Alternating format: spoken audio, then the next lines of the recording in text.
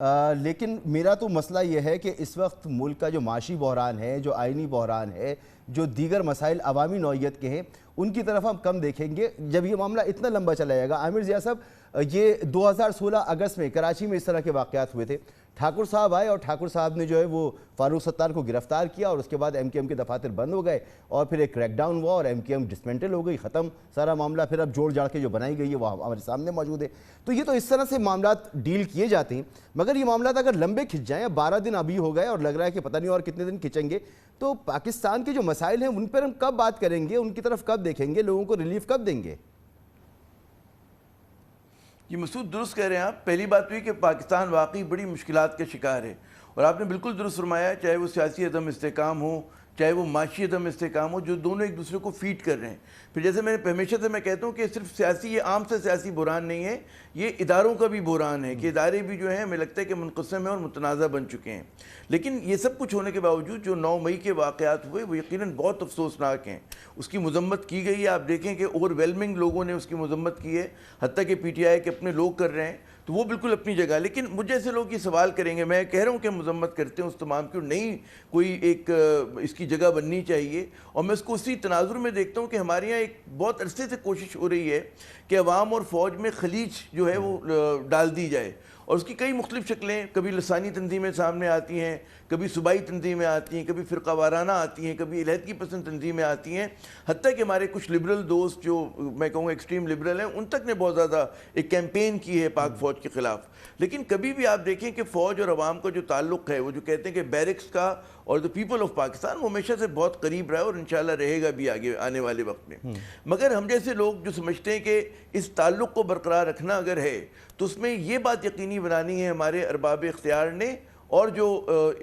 کہتے ہیں نا کہ مسند پہ بیٹھے ہوئے ہیں، وہ یہ کہ جناب کسی کے ساتھ زیادتی نہیں ہونی چاہیے۔ دوسری بات یہ کہ مجھے ایسے لوگ یہ ہمیشہ سوال کریں گے کہ ایک تو دہشت گرد، اس ملک نے دہشت گردی کے زخم سہے ہیں، ہم نے 60-70 ہزار جانوں کا نذرانہ پیش کیا ہے، ہم نے 20-22 سال لڑی ہے یہ لڑائی، ٹھیک ہے نا، ہمیں پتا ہے کہ جو بلیک ٹیررسٹ ہوتا ہے وہ کیا ہوتا ہے، ٹھیک ہے نا۔ اب یہاں پہ سوال یہ ہوتا ہے کہ آپ پولیٹیکل ایکٹیوسٹ کو، وہ بہکایا گیا، وہ جذباتی ہو گیا، وہ مطلب ہے غلط فوٹنگ پہ تھا، میں تمام باتوں کو بالکل اس پہ اتفاق کرتا ہوں،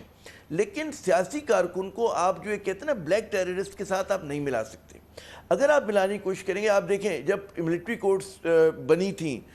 جب آپریشن ہو رہا تھا دہشت گردی کے خلاف، تمام پاکستانی اس کی سپورٹ کر رہے تھے، ٹھیک ہے نا، کیونکہ وہاں پر وہ لوگ جا رہے تھے کہ جو عدالتوں پہ سر انداز ہوا کرتے تھے،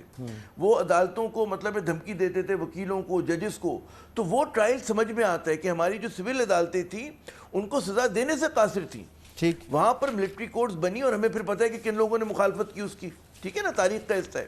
یہاں پہ ہم جیسے لوگوں کو بھی اندیشہ ہے، اور سارے ہیومن رائٹ گروپس کو بھی ہے، کہ جب آپ سیاسی کارکنوں کو مانا کہ ان سے غلطی ہوئی ہے، ٹھیک ہے نا، انہوں نے ایک مطلب ہے بھیانک ایک جرم کا ارتکاب کیا، فرض کر لیتے ہیں، ٹھیک ہے، کیا ہے انہوں نے، ہم تسلیم کرتے ہیں، ٹھیک ہے، مگر ان کو ملٹری کورٹس میں ایک سوال ہوتا ہے، ایزا مطلب ہے ہم کو پوچھنا چاہیے کہ اس ملک میں جہاں پہ آئین ہے، ٹھیک ہے، جو بھی ہم نے نشر کیا اس آئین کا عمل نہیں کر رہے، ایک الگ بات ہے، لیکن یہ مناسب نہیں ہے، جس کو آپ جمہوری ملک کہتے ہیں، مناسب نہیں ہے۔ پھر دوسری اسٹیج پہ میں سمجھتا ہوں کہ ریاست کو ذرا سا بنائن ہونا چاہیے، رحم دل ہونا چاہیے، اس کو یہ دیکھنا چاہیے۔ ہم لوگ ہمیشہ شکایت کرتے تھے یار اپر مڈل کلاس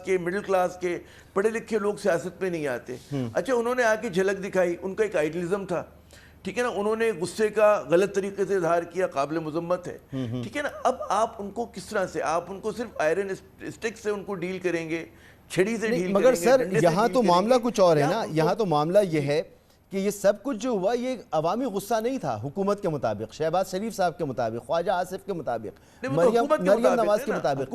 یہ ایک سازش تھی جس کو عمران خان نے، اور ہو سکتا ہے کہ نہ ہو، جی، تو یہ تو ثابت کرنا ہوگا نا، سب سے پہلے عوام کے سامنے بلیک اینڈ وائٹ میں لے کر آنا ہوگا۔ یہ نہیں، آپ بالکل درست کہہ رہے ہیں، ان کو بلیک اینڈ وائٹ میں لانا ہوگا۔ پھر بہت سارے سوال ہیں نا کہ وہ لوگ کیا مسلح جتھے تھے، ان کے پاس ہاتھوں میں کلاشنکوف تھی، وہ کیا بندوقیں لے کر آ رہے تھے،